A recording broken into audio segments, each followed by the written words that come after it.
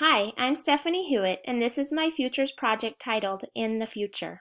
In the future, Pakistan's gender inequality will start to level out because women are becoming more educated, people are fighting for women's rights, and there are more laws being passed that work to protect women. Muhammad Ali Jinnah said, "No nation can rise to the height of glory unless your women are side by side with you. We are victims of evil customs. It is a crime against humanity that our women are shut within the four walls of the houses as prisoners. There is no sanction anywhere for the deplorable condition in which our women have to live." In Pakistan, nearly half of all women at some point in their lives will experience violence. General Zia's implementation of the Islamization of Pakistan only worked to fuel the gender bias. Some of the root causes of violence against women are poverty, unemployment, lack of education, and cultural norms. In Islam, God sees men and women as equals and expects them to worship, fast, pray, and give pilgrimage to Mecca in the same way. Unfortunately, many have interpreted the Quran in a way to back up prevailing patriarchal cultural norms. Many things, however, are starting to happen that will help women make a comeback on their way to equality. Education in general, and higher education in particular, is recognized as an instrument for social change. When women become educated, they begin to see the disparity that is put upon them, and they can learn more about their rights as well as finding their place in the world. Also, educated women marry at a later age. They gain self-confidence and are better parents. They raise healthier children and become more competent citizens. Pakistan will begin to see the importance of having women gain an education, as it offers them not only increased status and acknowledgement from their family, but also financial independence from poverty.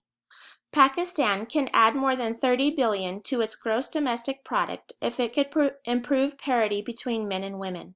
Having women in the workforce increases revenue for the country and helps to lower the rate of poverty as mothers bring in a second income to help battle chronic low wages.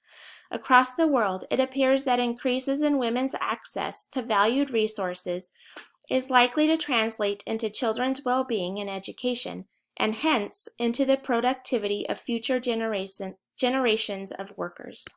There are several laws in place to help protect women against kidnapping, forced marriage, rape, and acid attacks, and stolen inherited property, just to name a few.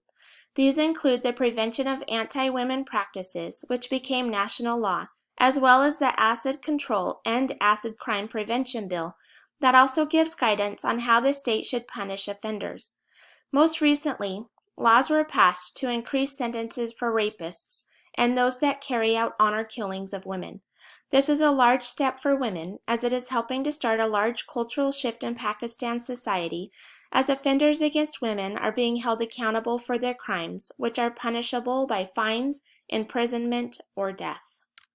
Women's acquiescence is on the rise as Pakistan has adopted several international commitments, such as the Beijing Platform for Action and the 2030 Sustainable Development Goals.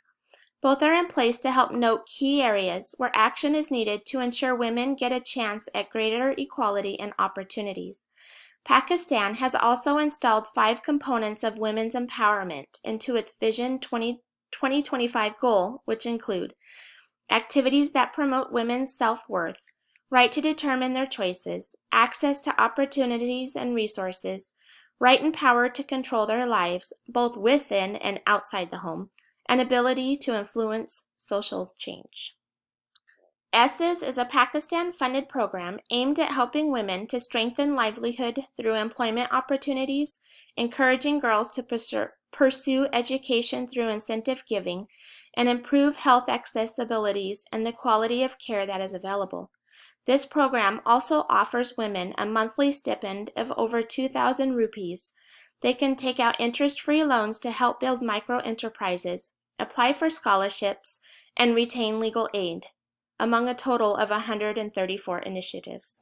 In 1940, Muhammad Ali Jinnah gave a speech at Islamia College and stated, "I have always maintained that no nation can ever be worthy of its existence that cannot take its women along with the men. No struggle can ever succeed without women participating side by side with men. There are 2 powers in the world. One is the sword and the other is the pen. There is a great competition and rivalry between the 2. There is a third power stronger than both, that of the woman. Increased education, more women in the workforce, enforced laws, widespread initiatives, and government-funded programs are helping women to become resilient and gain greater independence and equality.